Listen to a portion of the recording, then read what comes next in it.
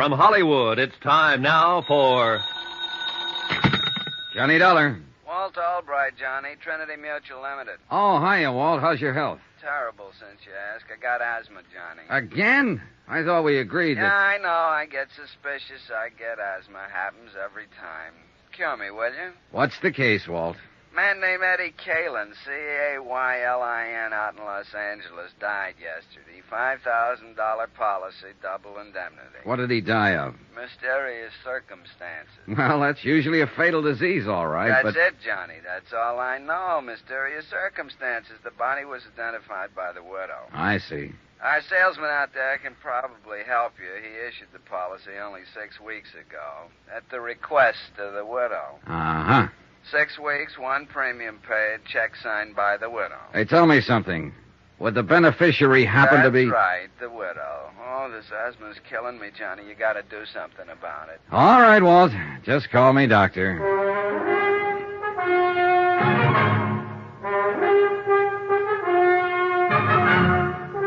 Tonight and every weekday night, Bob Bailey in the transcribed adventures of the man with the action-packed expense account, America's fabulous freelance insurance investigator. Yours truly, Johnny Dollar.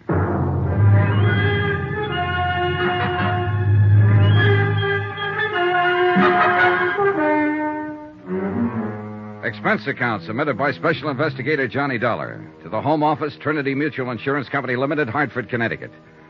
The following is an accounting of expenditures during my investigation of the Caylin matter. Item 1, $198.20, airline fare and incidentals, Hartford to Los Angeles.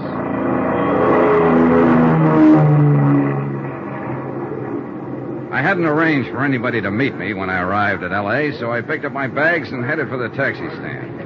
Mr. Dollar, please. Wait a second. He was a small man, nervous and fluttery, with a shiny pink nose and a face like a little white rabbit. I was watching for you out on the ramp, but somehow you must have slipped by me. You are Mr. Dollar, aren't you? Yes, I'm Johnny Dollar, but I don't think I... Welch. Presley Welch. I'm the... Oh, yes, you're the district salesman here for Trinity Mutual. That's right. Well, how are you, Mr. Welch? I'm out of breath at the moment. From running, you understand. You see, I'm troubled occasionally by asthma. You too? Oh, do you have asthma, Mr. Dollar? No, it's a friend of mine in Hartford. Oh, Oh, well, you don't say. Yes, in fact, I came out here just to cure it for him. Out here? Oh, this is the worst place you could have come. Oh, you see, the smog here is so bad. Oh, I do believe you're joshing. I guess I am at that. Come on, let's add to my expense account with a cup of coffee. Oh, do you really think we should? Oh, why not? Let's be daring. All right, let's. I always say if the company can't afford it, come on.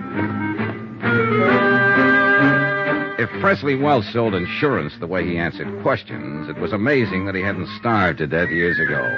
He skidded around the field, flip-flopped overhead, and buzzed the tower, all verbally, of course, and for 15 minutes he didn't touch a wheel to the ground.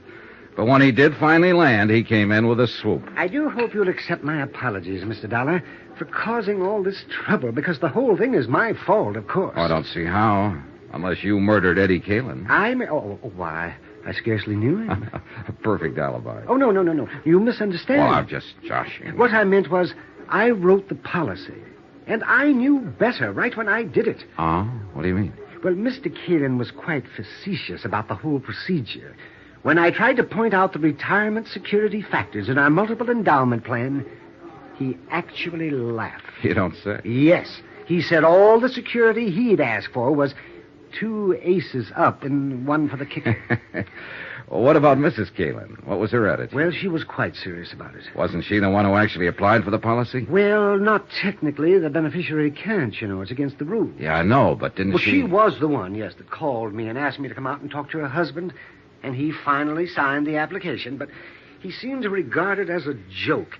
He only did it as a favor to her, something of that sort. And now it's turned out to be a $10,000 favor. What kind of a woman is she, Mr. Welch? Well, she's quiet, well-mannered, quite charming, I thought. I must confess I felt a good deal of sympathy for her, in view of her husband's incessant flippancies. A real happy fellow, huh? Oh, positively frivolous, Mr. Dollar. And I should have been warned by his attitude. You know, insurance is a serious business. Oh, sure. But Eddie Caylin didn't laugh himself to death. Oh, my. Oh, he died in the fire when his automobile caught fire. Oh, laugh. Oh, I see what you mean. Say, tell me, how well did you get to know the Caylins, Mr. Welch? Oh, hardly at all. I saw Mr. Caylin twice, once at his apartment the evening I sold him the policy, and then 2 weeks later at my office when he came in to sign the paper. And Mrs. Caylin? Only once, that evening at their apartment. She phoned me earlier in the week. And you haven't seen her since her husband's death, huh? No. I phoned to express my sympathy, but she wasn't available. She hasn't filed a claim yet. No, but I knew she would, so I took it on myself to notify Hartford. I just can't help feeling guilty about this, you know. Yes, so you mentioned. Yeah, not that I really am, of course, but, well, you understand. It's Oh, sure, I understand. Well, I'll keep in touch. Watch out for comedians, Mr. Welch. Watch out for who? Oh, comedian, watch out.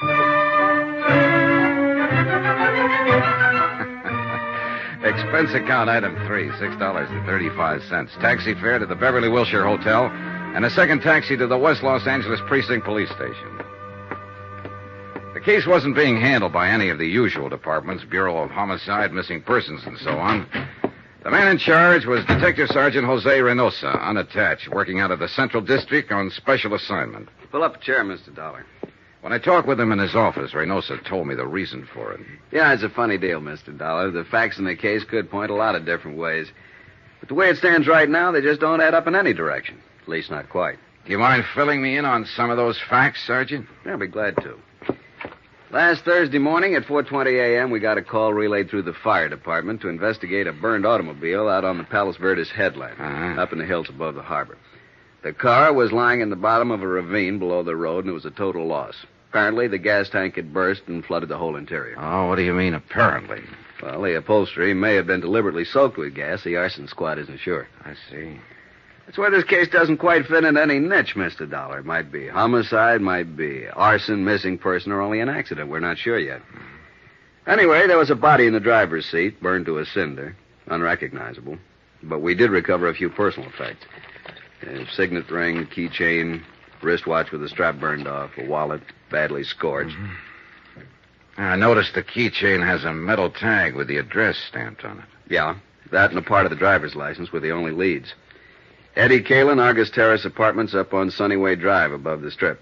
So we went up there and we ran into a second surprise. What do you mean? Nobody home. We attained access, found the place in a mess. There'd apparently been a fight, a chair and a couple of lamps were broken, and there were bloodstains in the living room. What about Mrs. Caylin? Located her the next afternoon. She'd been spending a few days at a friend's cabin up at Arrowhead. Does the friend confirm it? She was there alone, had her own car.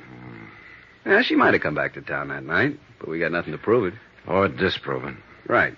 Just another one of those maybes. That's all this case is, a collection of maybes. Yeah, I see what you mean. Tell me, Sergeant, just who was Eddie Caylin? Eddie Caylin, male, Caucasian, height 5'11", weight 175, complexion olive, hair medium brown, eyes gray, age 34, birthplace Chicago. What was he? What did he do? He called himself a promoter. Done a lot of things. Small-time agent for a while, handled a few singers and dancers, vaudeville and nightclubs. Been a bookie off and on, but mainly he was a gambler. Oh, and there's another maybe for you. Now, how's that? According to rumor, Eddie was in an all-day poker game. It broke up only a few hours before we found the car. The game was supposedly run by a big-time gambler named Topo Leanley. And the word has it that Eddie cleaned up, something over $60,000. And there was no money found on the body? Nope. Have you talked to this, Topo? Sternly. We had him in here for 4 hours this morning. He never heard of Eddie Caylin. Wouldn't know a poker deck if he saw one. Spends all his spare time raising petunias and driving his dear old mother to church.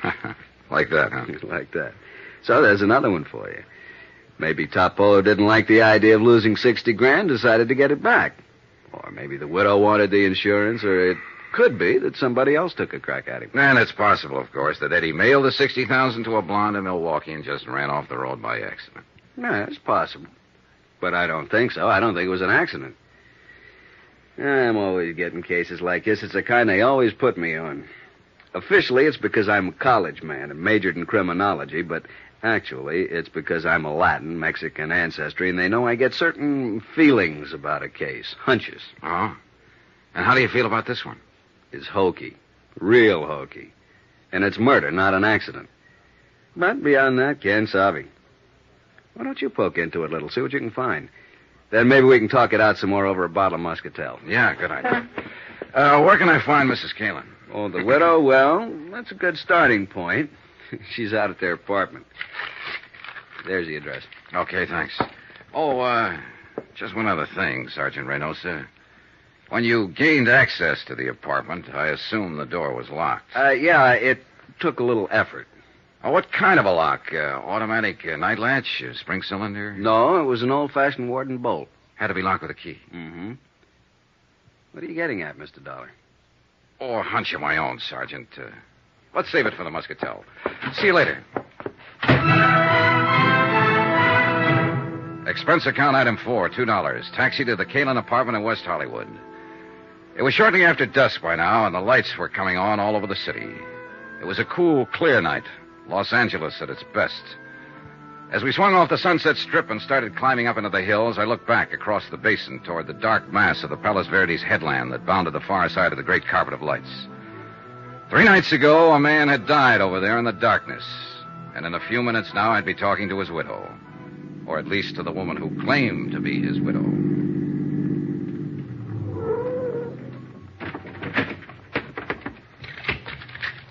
Keep the change. The Argus Terrace apartments, like most of them in that section, sprawled up the hillside above the street. 6 or 8 apartments on as many different levels, all opening onto a central patio filled with walks, steps, and banks of tropical plantings. The Caylin's apartment was at the top, and I was still 50 feet from it when the door opened and a man came out and hurried toward me. I stepped back against the shrubbery and waited for him. Good evening, Mr. Welch. Oh, my. Oh, it's you. Your second visit to Mrs. Caylin? Second? Oh, yes. Yes, it is. I imagine you've been notified, too. Notified? Well, yes. I got a wire from the Home Office in Hartford this evening. That's why I'm here. Well, Mrs. Caylin has filed under the double indemnity clause of the policy a claim for $10,000. She has, huh? She hopes it can be paid immediately and without any trouble. Well, I don't like to dash a lady's hopes, Mr. Welch, but I've got news for the widow. News? The claim won't be paid immediately. And before this is over, there's going to be a lot of trouble. Oh? In fact, Mr. Welch, if my hunch is right, this claim is not going to be paid at all.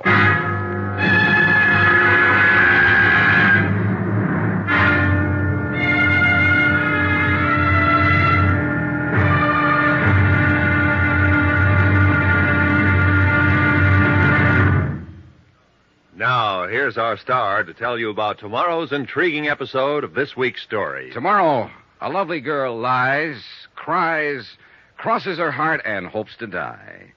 And a killer fires from the dark. Join us, won't you? Yours truly, Johnny Dollar.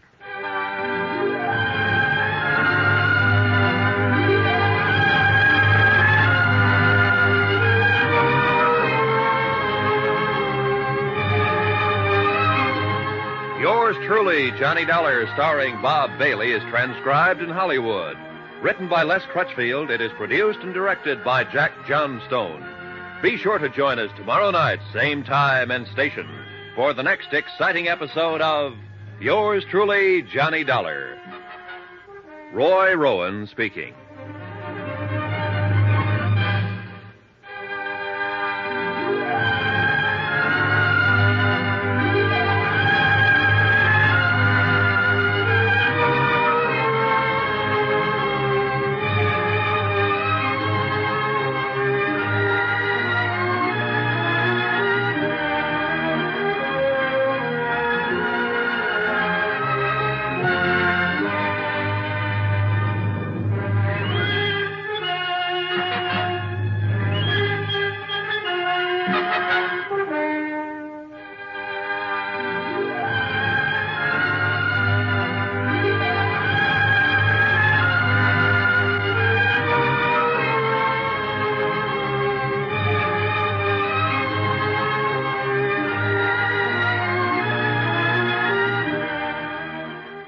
From Hollywood, it's time now for... Johnny Dollar, Mrs. Caylin. I think Mr. Welch told you I'd be around to see you. Oh, yes. You're the special investigator the insurance company sent out. That's right. Mind if I come in? All right, Mr. Dollar. Thanks. And through here. Your company didn't waste any time, did they? Sending you out here, I mean. No more than you did in filing your claim. I have a right to it. With Eddie gone now, I need the money. I see. Sit down. Thanks. How many keys are there to that door? Keys? What do you mean? Your front door. How many keys do you have? Just one. And of course, Eddie had one. Why? What difference does it make? Just about enough difference to hang somebody. Cigarette, Mrs. Caylin?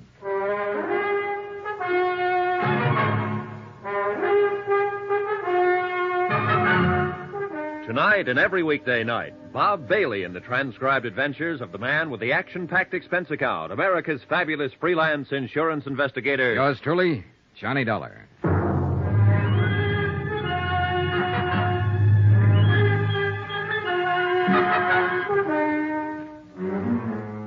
From Special Investigator Johnny Dollar, location Los Angeles, to the home office, Trinity Mutual Insurance Company Limited, Hartford, Connecticut. Assignment, the Caylin matter. Expense account continued. That's quite a dramatic statement, Mr. Dollar. Are you prepared to name that somebody who may get hanged? Not at the moment. Could it be that you don't have a name? That's possible, of course. That you're just fishing, so to speak? Bluffing? Now, why would I do that with you? I don't know, frankly, but you must have come here for some reason. Yes, I wanted to ask you a few questions. And you'd be smart to answer them, under the circumstances. What circumstances? The only one I know anything about is the tragic one of losing my husband only 3 days ago. You have my sympathy, Mrs. Caylin. Sergeant Minosa questioned me for hours. There's nothing more to answer. Will you go now, please? All right, if you say so. Your unwillingness to cooperate will undoubtedly prejudice your claim for the insurance. That's all you care about, isn't it? Finding some excuse for not paying off the policy. Now, wait a minute, Mrs. Caylin. I'm not crooked, and neither is the company. If a claim is legitimate, they pay it, always. I'm sick of being under suspicion, of being accused. I'm not accusing you of anything. All I'm after is some information. And if you refuse to give it... Good night, Mrs. Caylin. No, wait. Wait, Mr. Dollar. Yes? Don't go. Come back, please. I'm sorry.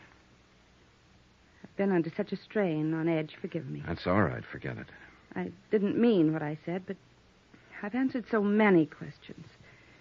And to go through all of it again, well, it seems so pointless. Yes, I understand. But I've found that people say things to me sometimes that they forget to say to the police. They're more relaxed, I guess. Don't feel they're on the spot so much. That's true. But I thought it was just me. No, you're not alone. I remembered something like that after I talked to Sergeant Minosa. He wanted to know where Eddie hung out mostly, bars and so on. I could only think of two. What are the names of the bars, Mrs. Caylin? The Eloines on Beverly Boulevard and the Brass Monkey Inn down on the Strip. What difference does it make? Eddie wasn't killed in a bar. No, but he probably met people there, talked to them. You see, it's a matter now of trying to reconstruct his life, step by step, right up to the moment he died. You'd be surprised how much bartenders see and hear. And remember. I suppose they do. All right, Mr. Dollar. I'll be glad to answer any questions you want to ask. Good. One thing, though. I wasn't expecting visitors, of course, and I wonder if I could have just 5 minutes to change and freshen up a little. Oh, well, that's unnecessary. I won't be here long. But I'd feel better, really. Do you mind? No, of course not. Go ahead. I'll be right back. Pour yourself a drink, Johnny.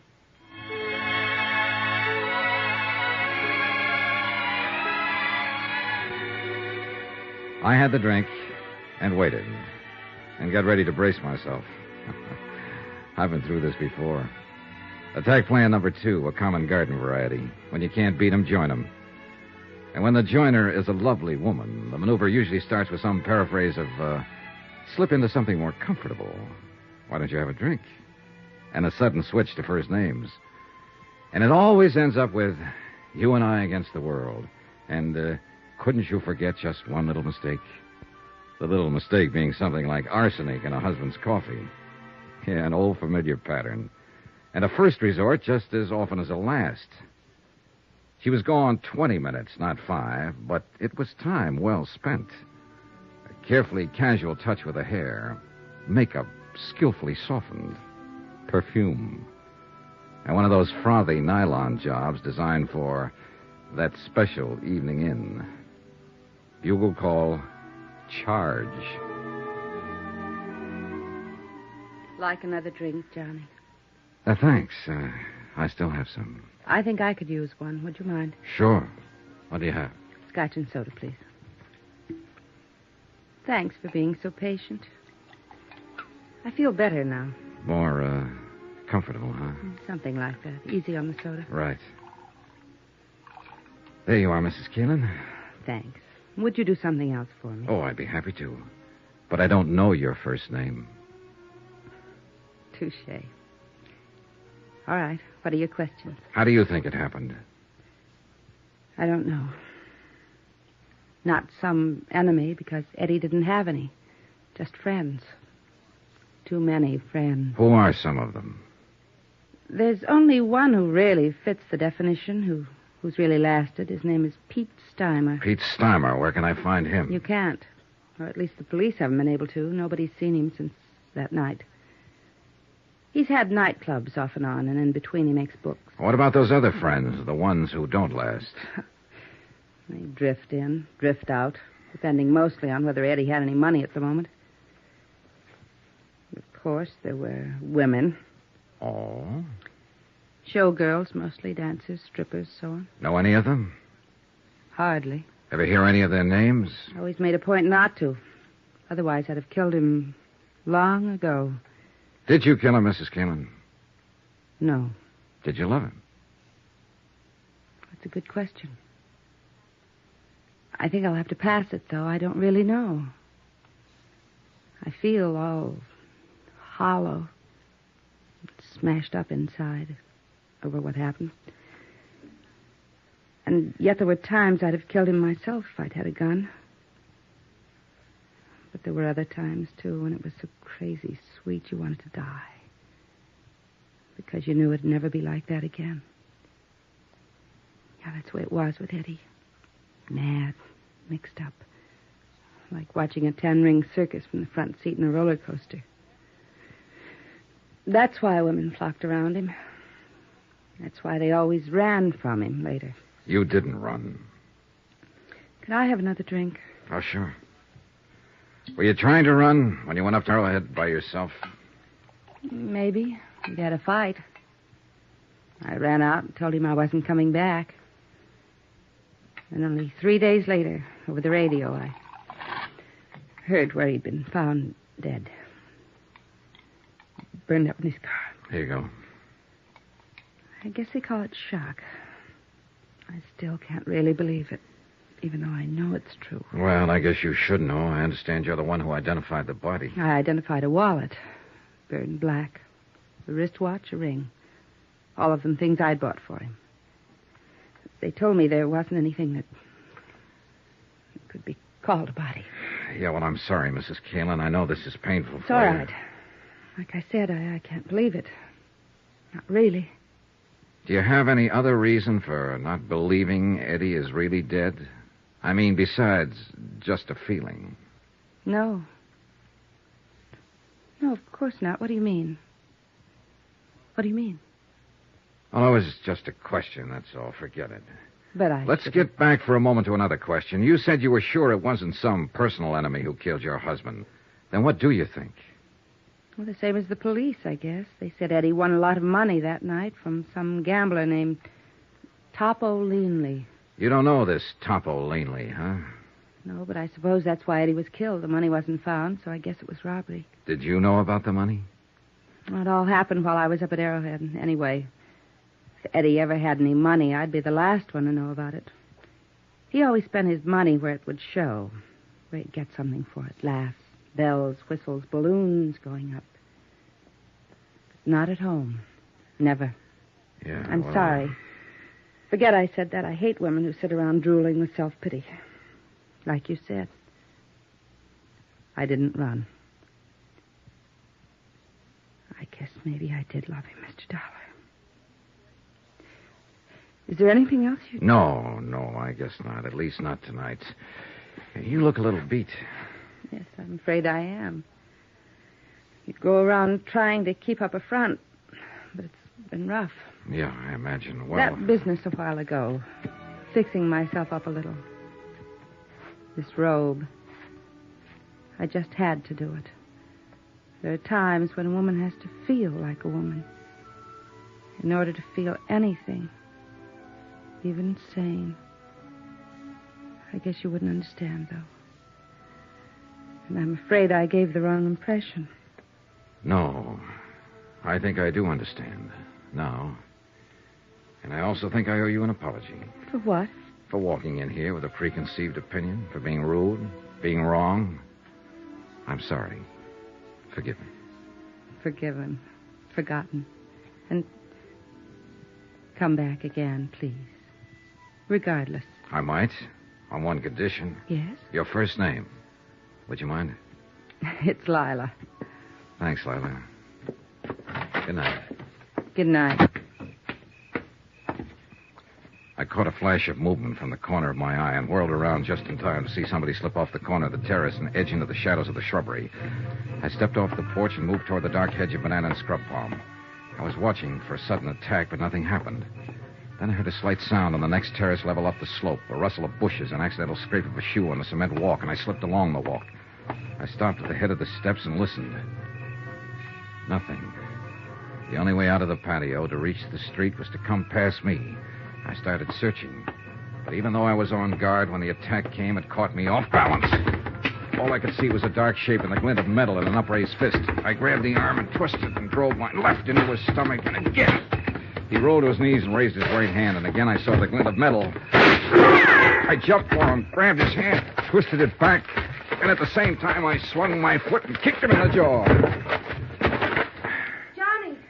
Johnny, are you all right? Yeah, I'm all right. Call Sergeant Reynosa, will you, Lila?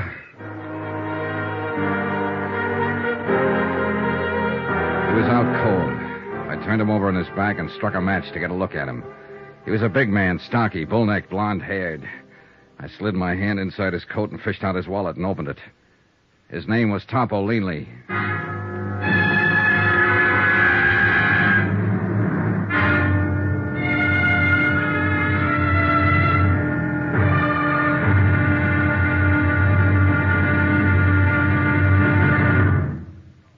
Now, here's our star to tell you about tomorrow's intriguing episode of this week's story. Tomorrow, we meet a Latin doll from Santa Monica, an erudite bartender, and a terpsichorean ecdysiast.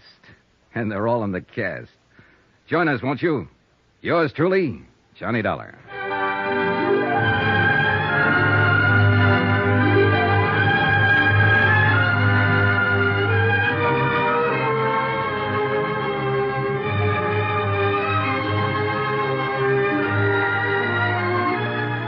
Yours truly, Johnny Dollar, starring Bob Bailey, is transcribed in Hollywood. Written by Les Crutchfield, it is produced and directed by Jack Johnstone. Be sure to join us tomorrow night, same time and station, for the next exciting episode of Yours truly, Johnny Dollar. Roy Rowan speaking.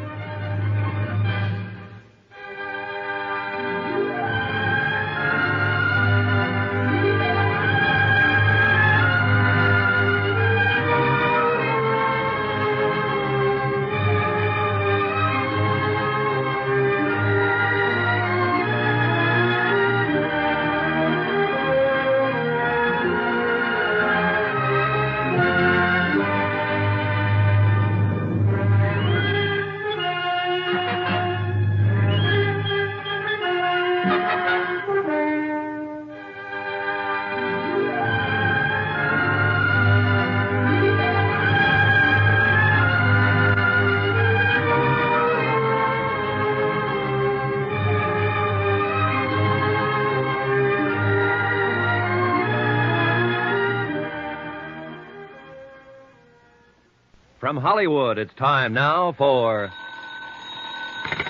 Johnny Dollar. This is Reynosa, L.A. Police. Oh, hiya, Sergeant. Any luck? Nothing. This Topo Leanley boy's been in jams before. He's a tough cookie, and we don't scare him a bit. What's his story? Says he was walking through the courtyard of the apartment house when you jumped him from the bushes. Oh. Claims he thought it was a stick-up and fired that shot at you in self-defense. What was he doing there in the first place? Calling on a girlfriend, only she'd given him the wrong address. Sure. Well, we can hold him overnight for carrying a concealed weapon, but that's about all, Johnny. He'll make bail in the morning. Well, fine, let him. Things aren't adding up, and it's got him worried. He's afraid he's being double-crossed, and he's fighting mad about it. On the loose, maybe he'll be a help to us. How? Maybe he can find Eddie Caylin. What are you talking about? Eddie Caylin's downtown in the morgue on a marble slab. Sergeant, want to bet?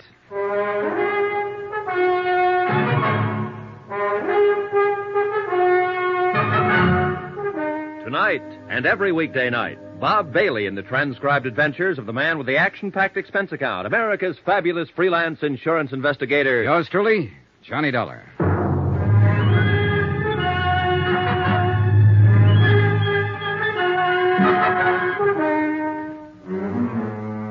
From Special Investigator Johnny Dollar, location Los Angeles, to the Home Office, Trinity Mutual Insurance Company Limited, Hartford, Connecticut.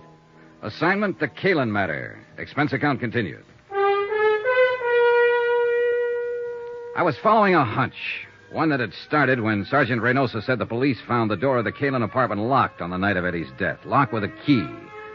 And now the hunch was stronger. The way Leanley had acted, Topo Leanley, the gambler from whom Eddie had won $60,000 that night. Things like Lila Caylin had said about her husband, they all added up. But it was still only a hunch, not proof. And proof I had to have. And at the moment, the only chance I could see of getting it was to backtrack on Eddie Caylin. His hangouts, his contacts, his missing friend, Pete Steimer, his movements during the hours before his car was found blazing at the bottom of a canyon in Palos Verdes. In a way, what I had to do was bring him back to life. Expense account item 6, $14.10. Transportation 2 and incidentals at a dim little hole-in-the-wall bar out on Santa Monica Boulevard called the Cafe Eloines. It was an out-of-the-way clip joint dedicated to the mood Caribbean, complete with palm fronds, drinks, and coconut shells, and a lovely little hostess with a beautifully developed and well-rounded Latin accent. You would like a nice table, amigo? Oh, this one's fine. But I would like a nice talk. Sit down, honey. Let's get acquainted. Well, maybe for a few minutes. My name is Pepita. Of course. What else? I'm Johnny Dollar. That's a funny name. Oh, I'm a funny guy. Will you buy me a drink? Is that the gimmick here? Gimmick? Well, what do you order? A champagne cocktail? See. For which I pay $2. It's made with 10 cents worth of sauterne. You get a $1 kickback. Isn't that the way it's played? Are you with the Vice Squad? No, forget it. Relax. Hey, look. I'll do better than buy you a drink. What are you doing after you're through here? No dates. When I quit work here, I go straight home, amigo. And I live with my mother. Oh, well, that's a very good arrangement. Cheaper that way for both of you. But here's $10. What I want from you is some information. About a customer who comes in here a lot, or used to anyway. Eddie Caylin. You know him? You are not the police, or you would not give me $10 just for talking. Sure, I know Eddie. What you want to know about him? When did you see him last? On Thursday, the day before he was killed. How did he act? What did he say? Anything out of the ordinary? He said he loved me madly, passionately, devotionally. And if I do not love him too, he will kill himself. Just like ordinary. He was lying, of course. But he always was such exciting to listen. Then he buy me champagne cocktail and borrow from me the money to pay for it. Quite a boy. Que hombre. He was, how you say, he was the most. Yeah. How long was he in here that night? Quien sabe?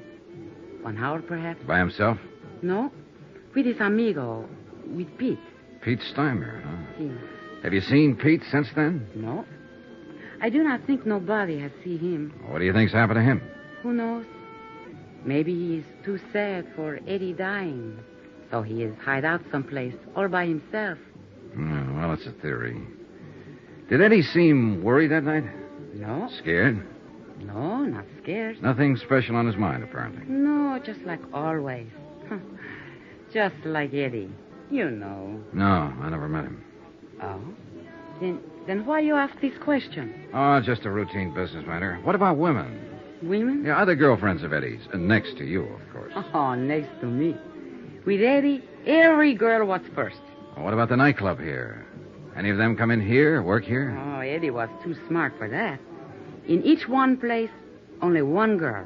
That way, no trouble. Eddie was smart. Yeah, he was the most. He... What about girls in other places around town? Do you know any of them? No, I do not know any, but... But you've heard rumors. Well, there is a place which is called the Brass Monkey. Ah, yeah. They have girls there which, how you say it, they take off some clothes and go jump around to the music. Strippers? Yes, strippers. Well, somebody has always make jokes with me about one of those strippers. They say Eddie has had the big thing with her. They think to make me mad, but there's no difference to me.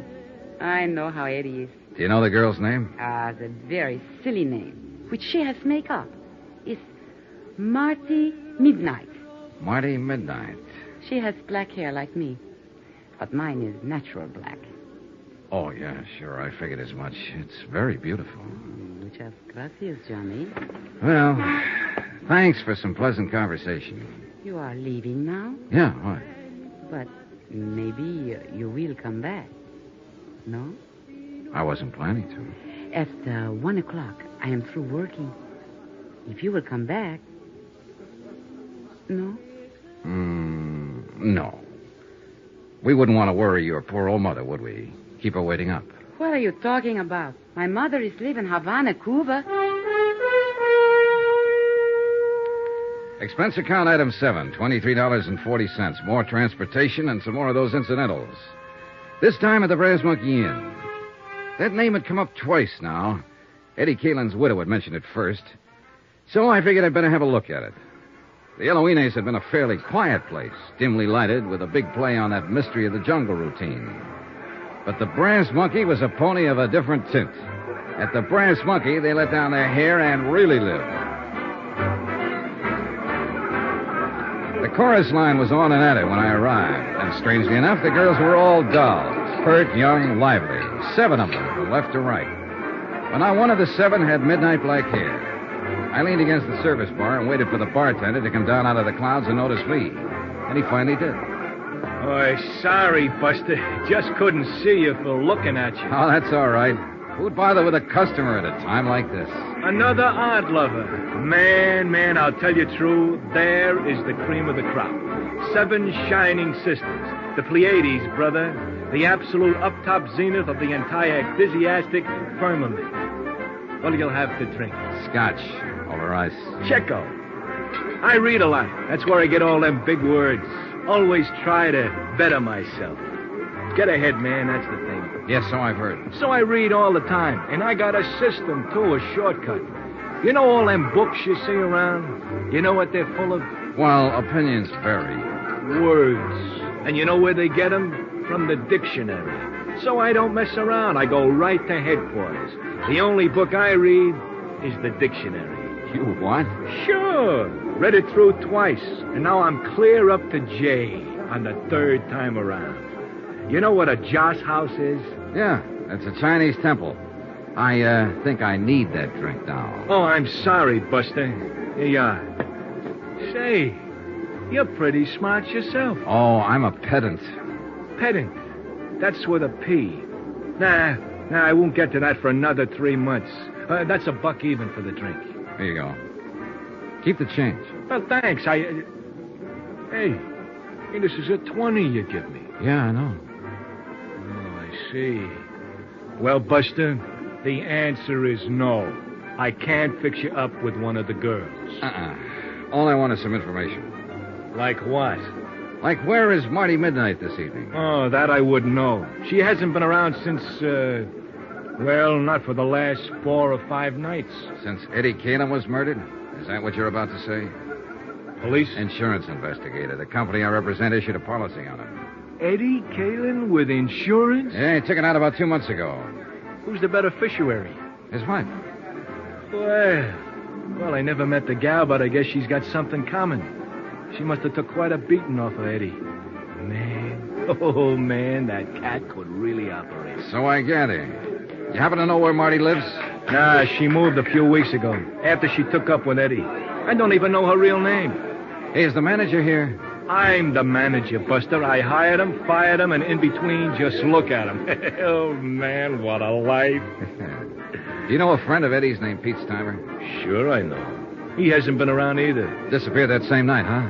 Yeah, that was a bad night all around. There was another guy dropped out of sight, too, a hood named Mike Kelso, one of Topo Leanley's boys. Do you know Topo? He comes in all the time. He's, Hey, wait a minute. You must be the cat that broke his arm. Well, congratulations, felicitations, and happy days. I'll have a drink myself on that. A real popular boy. Huh? Oh, the most. I understand he got his start by leaning out of his baby carriage and shoving his mother under a car. Was he in here that night? Well, sure. That's where Eddie met him. I told Eddie to stay clear of that game. And was I right? And you think that's why he was killed, for the $60,000 he won that night? Buster, that's the type of question I never answer. And that's exactly why I stay so healthy. Well, you don't have to answer. That's where all the logic points. Eddie met Topo Leanley in here that night and was invited into one of Leanley's big-time poker games. Eddie was lucky, plenty lucky, and Leanley got hit hard. He decided he wouldn't stand still for it, so he and his muscle man, Mike Kelso, went around to Eddie's apartment, beat him up, got the $60,000, took Eddie out to the Palos Verdes Hills, ran him off the cliff, and set fire to his car. Any reason why it couldn't have happened like that? No. But there are a lot of loose ends. Like what has happened to Pete Steimer and Marty Midnight. Scared silly, hiding out. Mike Kelso. Same thing. He's sweating it out, waiting to see which way the wind blows. Or there's whispers around that he double-crossed Topo and ran out with the dough. Could be. But I keep remembering that door. What door? To Eddie's apartment. It was left locked with a key. So what's it got to do with every... Uh-oh, the police. I'm raided again. Hey, Red, dump that water, bar, whiskey down a sink. Jackie, get back there and tell the girls to cover up. Now, take it easy, you cats. Just keep your seats. Everything is copacetic. Relax. It's not a raid. That's Sergeant Reynosa. He's handling the Caylin case. Buster, a cop's a cop no matter what he's handling. Now, shake it up, Red. Turn on that water in the sink and dump it all in. What the devil are you doing here, Johnny? Having a drink? What's up, Sergeant? I'm looking for a girl who's supposed to work here named Marty Midnight. So am I. What's your reason? Suspicion of murder. What? The guy was killed in her apartment about an hour ago. The neighbors heard the shots. And it's real crazy, Johnny. It just can't be, but it is. We got a fast check on the fingerprints. You know who the guy was? Sure. It was Eddie Caylin.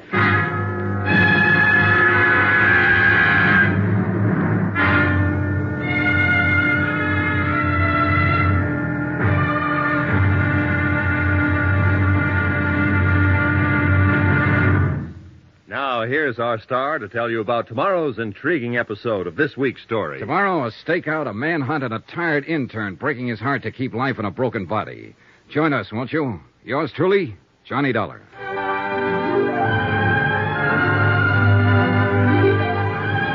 Yours truly, Johnny Dollar, starring Bob Bailey, is transcribed in Hollywood. Written by Les Crutchfield, it is produced and directed by Jack Johnstone. Be sure to join us tomorrow night, same time and station, for the next exciting episode of Yours truly, Johnny Dollar. Roy Rowan speaking.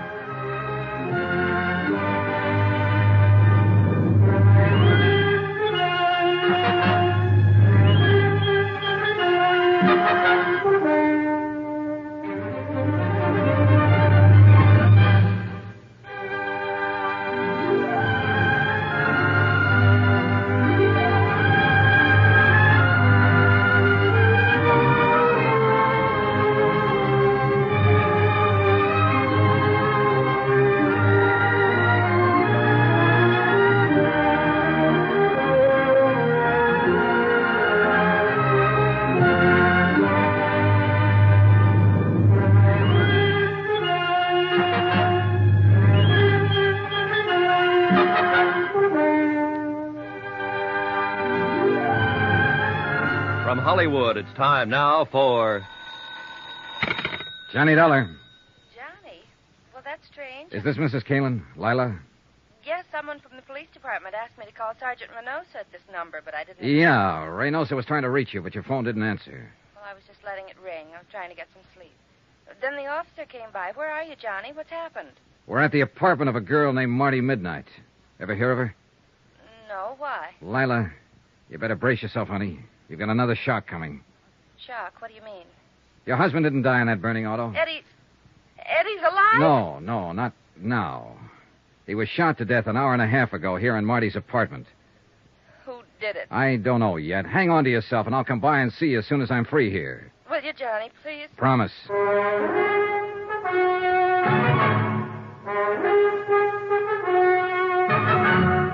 Tonight and every weekday night, Bob Bailey in the transcribed adventures of the man with the action-packed expense account, America's fabulous freelance insurance investigator. Yours truly, Johnny Dollar.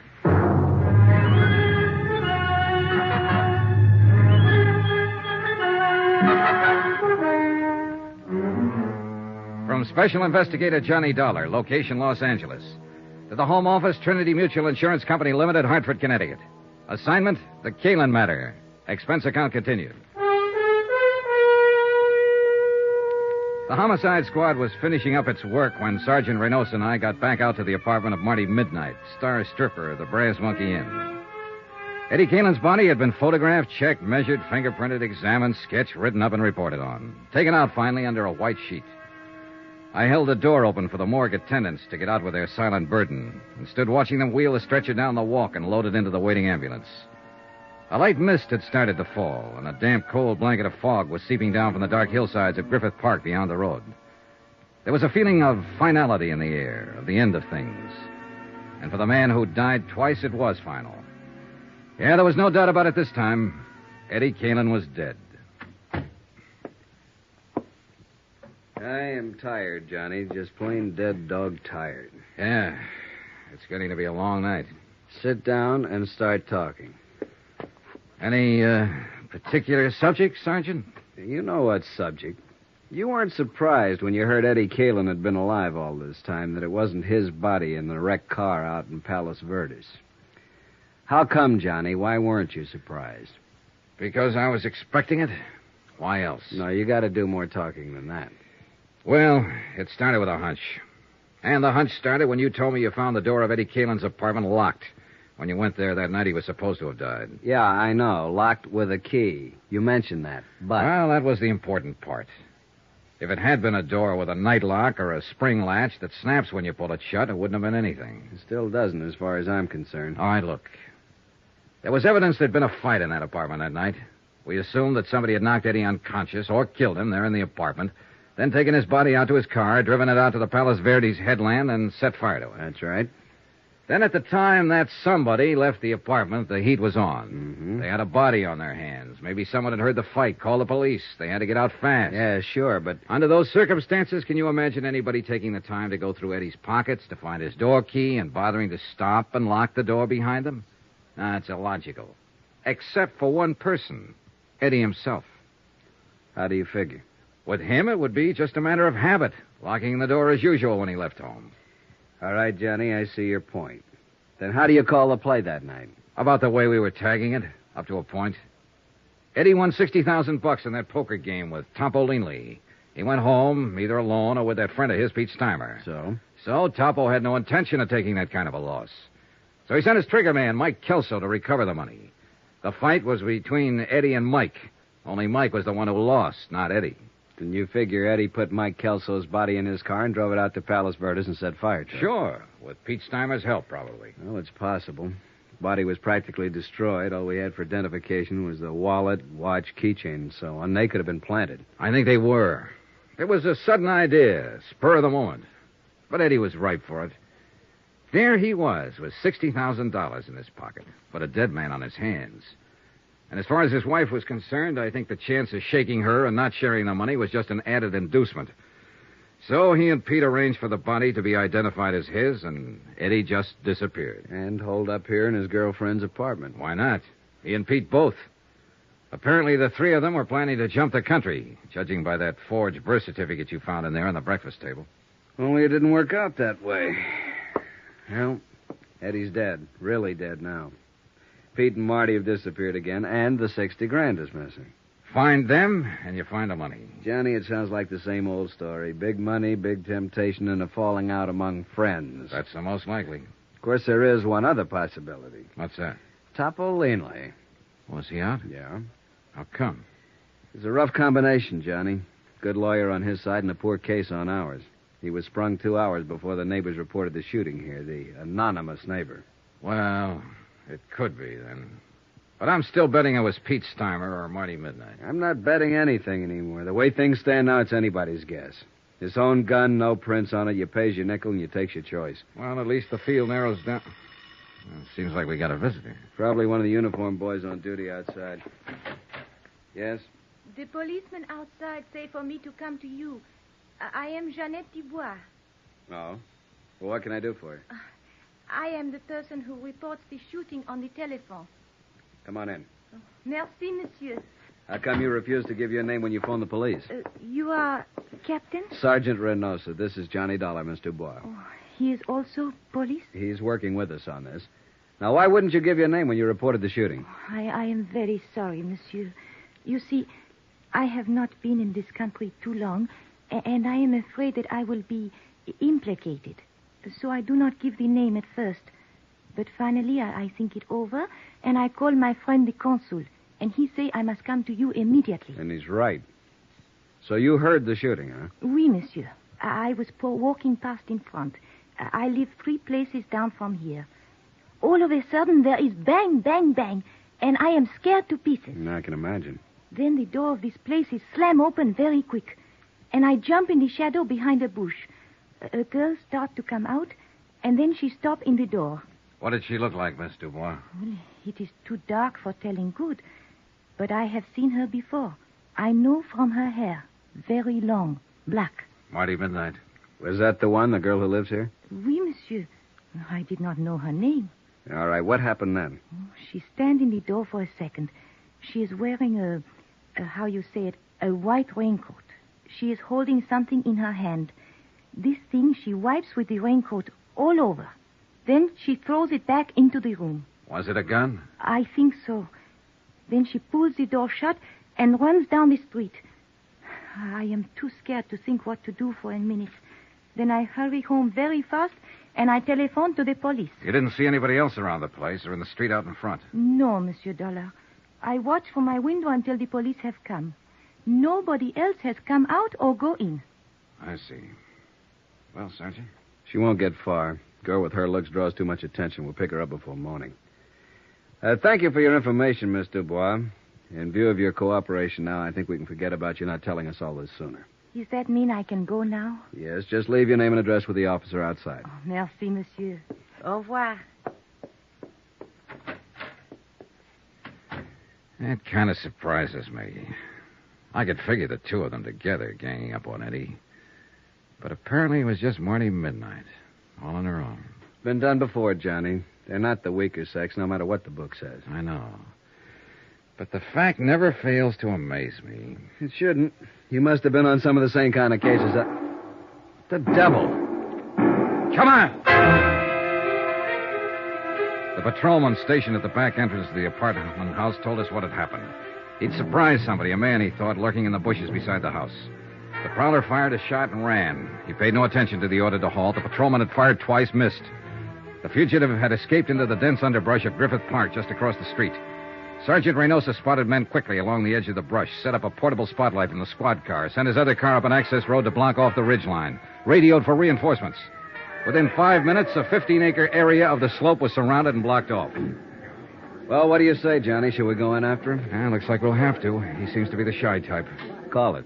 Who do you think? I'm putting my money on Topolini. Good bet. Let's go. Keep that crowd back out of the way. All right, let's get back here. Couldn't be any darker in here. Oh, wetter. Hey, shoot your flash over there toward the right. No, it's an old stump. All right, we've got you surrounded. You better come out with your hands up. If you try to resist, you'll only make it tougher on yourself. You hear something, then? No. It was over to the left, I think. Let's take a look. Watch yourself, Johnny. He's thrown lead once already. Yeah. There. Back of that tree. Hold your flash steady. There. I see him. Come out with your hands up. Straight back! It's your last chance. I'm warning you. Got no choice, Johnny. He's down. Come on, Sergeant.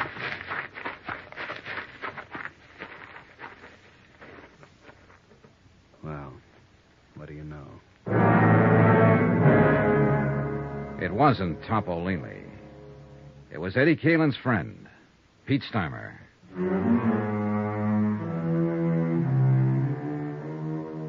Expense account item 9, $1 for a newspaper, 2 packs of cigarettes, and a cardboard carton of hot coffee purchased from an all-night diner across the street from the Queen of the Angels Hospital.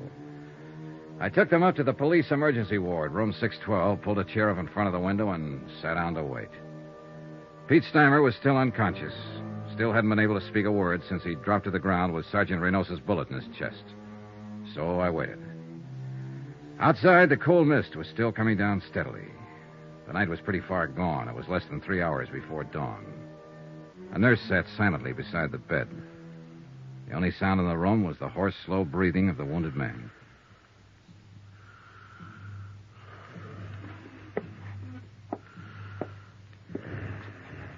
After a while, the nurse left the room for something, and Pete seemed to rouse slightly at the sound of the door.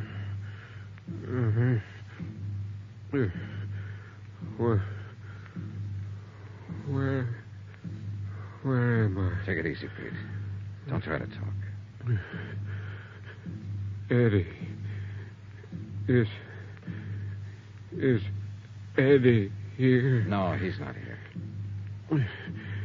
He ought to be here. It's always been like this. Relax now. It's all right.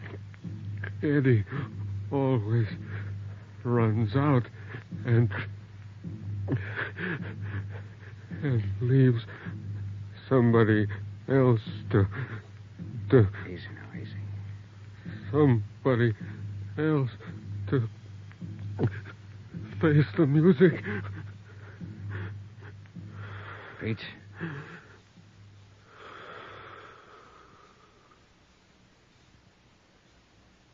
And those were his last words before he went to face the music.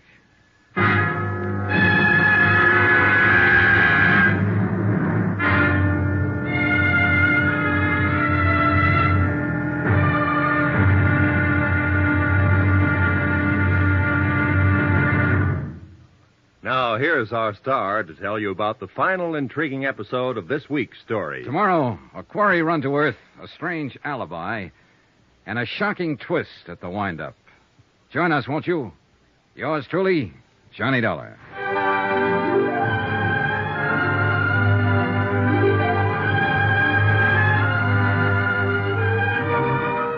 Yours truly, Johnny Dollar, starring Bob Bailey, is transcribed in Hollywood. Written by Les Crutchfield, it is produced and directed by Jack Johnstone.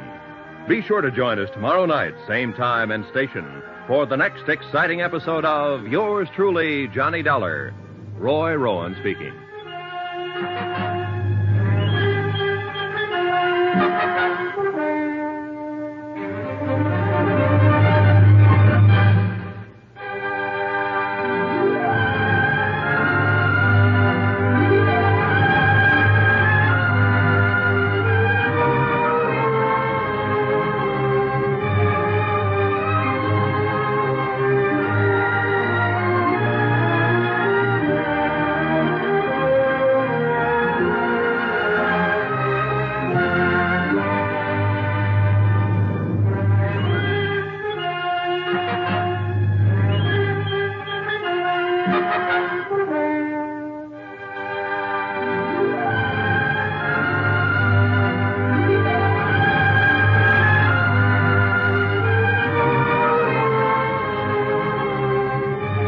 Hollywood, it's time now for...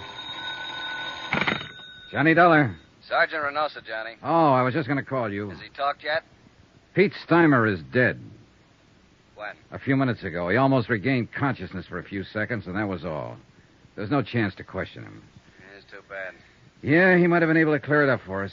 I think maybe it is cleared up, Johnny, or will be at least in the next hour. What do you mean? We picked up Marty Midnight. When? Where? A few minutes ago at the bus depot with a ticket for San Diego in her hand. I haven't talked to her yet. They're holding her downtown headquarters. Why don't you meet me there? Fine, right away. Looks like the wind-up, Johnny. I hope so. I really hope so.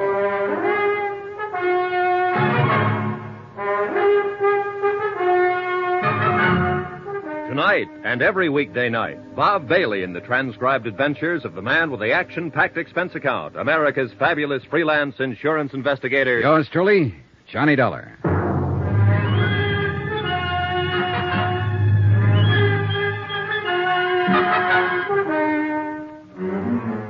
From Special Investigator Johnny Dollar, location Los Angeles, to the Home Office, Trinity Mutual Insurance Company Limited, Hartford, Connecticut.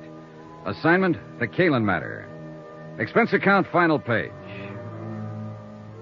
Item 12, $1.60. Taxi from Queen of the Angels Hospital to police headquarters and interrogation room 9. The police clerk showed me to the observation anteroom and left. I paused for a moment and looked in through the one-way mirror window. Sergeant Reynosa was already there, and the girl, Marty Midnight, sat facing him across a plain wooden table. He was glancing through the arrest file and apparently hadn't started to question her yet. She was younger than I'd expected, not over 22 or 23, and she was obviously scared. But her face was set and ready, sullen, defiant. I tapped on the door, and the jail matron let me in. Oh, come on in, Johnny. Take that chair, if you will. Thanks. When do I get to see a lawyer? You go under the name Marty Midnight? That's right. I said What's your real name? How long have you been in Los Angeles? Where'd you live before that? You see we got hold of here, Johnny? Yeah, I see. One of those wise ones, or so she thinks. If you're ever arrested, keep your mouth shut. Somebody told her that back along the line. She thinks it's good advice. I want a lawyer. Don't talk. They can't pin anything on you. She believes it. She'll probably still believe it right at the door of the gas chamber. I haven't done anything. You gotta let me see a lawyer. It's a law. You'll see one at the usual time. I know that law, too, Marty. And you're not being deprived of any of your legal rights. What's your real name? Well, then I guess we'll have to contact your folks and see if they have any influence. Contact my folks? Who are they? Go on, tell me. Well, let's see. Oh, yes, Mr. and Mrs. John R. Jackline of San Diego at 426... How did you find out? And your name is or was Jean Luann Jackline. Don't let my folks know, please. I'll talk, Sergeant. I'll answer anything you want to know. If you just won't use my real name. If you won't let my folks find out, please. Suddenly, she was just a frightened kid, not a hard-boiled little chorus pony, a nightclub stripper, but only a scared girl who didn't want her folks to find out. She kept her head down, and she answered Reynosa's questions, her eyes lowered like a repentant school kid who had been caught playing hooky. Then I remembered. The charge here was murder. Did you know that Eddie Caylin was married when you started going around with him? Not at first. And later you found out, but you kept on going with him. Well, he said he was getting a divorce. He said he'd been trying to get free of his wife for 6 months, but she wouldn't let him. Did you believe that? Well, yes. I don't know. I didn't until he came here that night. He said we were going to run away to Mexico together. The night he killed Mike Kelso? Yes, but I told you I didn't know about that until 2 days later. And it was self-defense, honest. Mike was trying to hold him up to get back the money Eddie won in that poker game. It was self-defense. Then why did Eddie go into hiding? Well, I told you that, too. It was his chance to get away from Lila and... Where were you going when the police arrested you over there in the bus station? San Diego. To my folks. Nobody here ever knew me by any name except Marty Midnight. I didn't think you could trace me. And you didn't want to be traced? Well, of course not. I came back and saw the police car at my apartment, and then I knew you'd found Eddie. I didn't want to be mixed up in it. Why'd you kill him? Marty? Kill who? Eddie.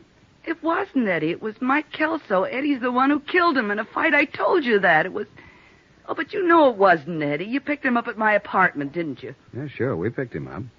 In a basket. What? He's across the street from the morgue.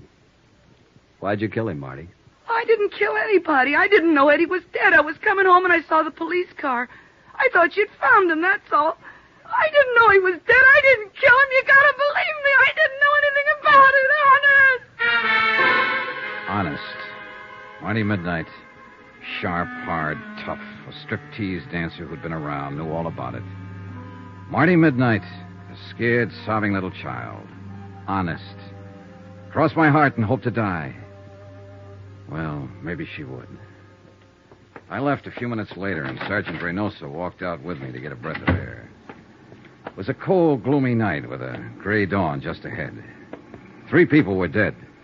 And in the great stone building we walked out of, the machinery was grinding away, getting ready to take the life of a 4th one. Well, I guess I better get back inside, Johnny. Yeah, all right, Sergeant. The lab boys are making a paraffin test. You know, it's too bad. She's just a kid. Yeah. I was hoping it'd be Topo Leanley. That I'd love. He's long overdue. Well, he's still on the loose. It's a kid up there. You know it, and I know it. And anything else is just wishful thinking. That witness saw her leave, saw her wipe off the gun, throw it back into the apartment. Yeah, I know. Well, where'll you be, Johnny? The hotel? Oh, not for a while. I'm going to stop by Lila Caylin's. At this time of night? Oh, she'll be waiting up. I promised her I'd see her and tell her what happened. She's, taken quite a beating out of this mess. Why do they do it, Johnny? Why do dames fall for a guy like Eddie Caylin? Philosophy? At this time of morning? I'll see you later. Expense account, item 13, $2.80. Taxi fare to the Argus Terrace Apartments to talk to the widow and beneficiary, Lila Caylin. Oh, Johnny, come on in. Thanks, Lila. I've been sitting in here in front of the fireplace all night long. I'd almost given you up. Well, a lot of things happen. Man, I'm really beat. Coffee or a drink? Coffee, I guess. Black. Is it all over now, Johnny? Well, it amounts to that. They've apparently got the killer. Who? That girl he was hiding out with, Marty Midnight. She's a striptease dancer. Why? Why did you do it? The money, I suppose. They haven't found it yet, but they will. Here's your coffee. Oh, thanks. I feel sorry for her. Maybe because I feel sorry for myself or anybody who ever got mixed up with Eddie. Why do we do it, Johnny? Why do we go blind when a guy like that comes along? I don't know. You tell me. I wish I knew. Maybe a girl I met yesterday evening had it tagged. She said she knew Eddie was always lying. But he made it sound so exciting. He did. I had 4 years of it. Never knowing when he'd walk out and not come back. Never knowing who he was with. Knowing only one thing for sure. That he was lying to me every hour of the day. Now that it's over, I wonder why I went through with it. But he did make it sound exciting. Well, the best thing you can do, Lila, as soon as it's cleared up. Who can that be? This Oh, it might be Sergeant Reynosa. I told him I'd be here. Hello? Oh, yes, just a moment. You were right. Thanks. Yeah. Hold on to your hat, Johnny. It's wide open again. What do you mean? That paraffin test, negative. What? Marty Midnight hasn't fired a gun in the last 2 days. She was telling the truth, witness or no witness. So it looks like Topo Leanley's the blood. Sergeant, wait. Huh? What was Marty wearing when they picked her up at the bus depot? Why, well, the same thing she was when you saw her. Skirt and sweater. Did she have a coat on? Short jacket. What are you getting at? Hey, Johnny, you still there? Sorry, I was thinking. And it figures. Sergeant, can you come out here right away? To Lila's place? Why? It's important. Believe me. All right, Johnny, right away. What was it, Johnny? Lila with the coal black hair. It's beautiful. Well, thank you, Johnny. Pepita has black hair, too. And Marty Midnight. Eddie only liked dark-haired girls. But Marty didn't have a white raincoat. I'll bet you do, though. What?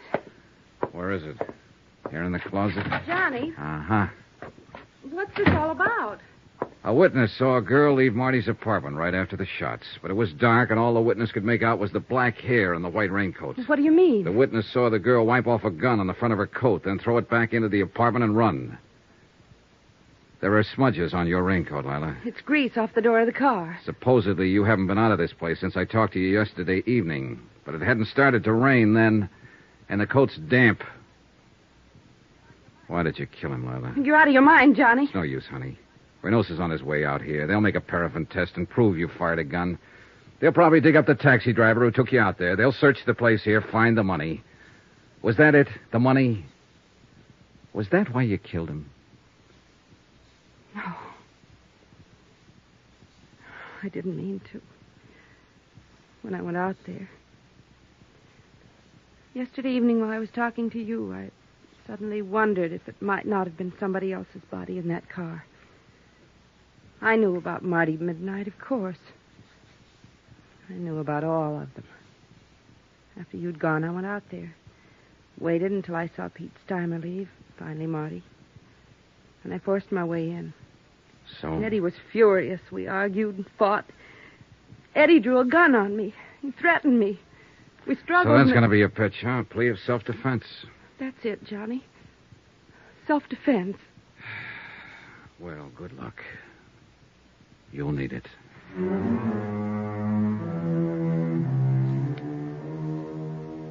Expense account item 13, $263.35. Incidentals, etc., in Los Angeles and plane fare back to Hartford. Expense account total, $596.85. End of expense account. End of report. Remarks? So the question still stands. Why do they do it? Why do girls go blind when the Eddie Caylins walk in? You might ask a stripteaser down in San Diego. But don't look for her under the name of Marty Midnight. She's Jean Luann Jackline now. A quiet kid. Lives at home with her folks. Yours truly, Johnny Dollar.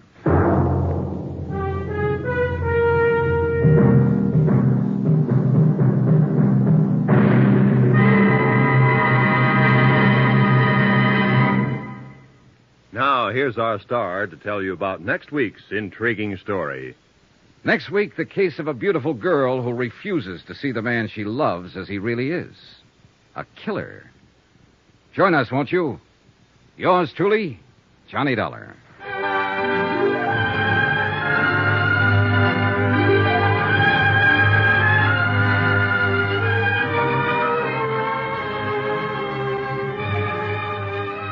Yours truly, Johnny Dollar, starring Bob Bailey, is transcribed in Hollywood. Written by Les Crutchfield, it is produced and directed by Jack Johnstone. Heard in this week's cast were Virginia Gregg, Lucille Meredith, Alma Lawton, Gloria Blondell, Howard McNear, Harry Bartell, Peter Leeds, and Byron Kane. Musical supervision by Amerigo Marino. Be sure to join us on Monday night, same time and station, for another exciting story of Yours truly, Johnny Dollar. This is Roy Rowan speaking.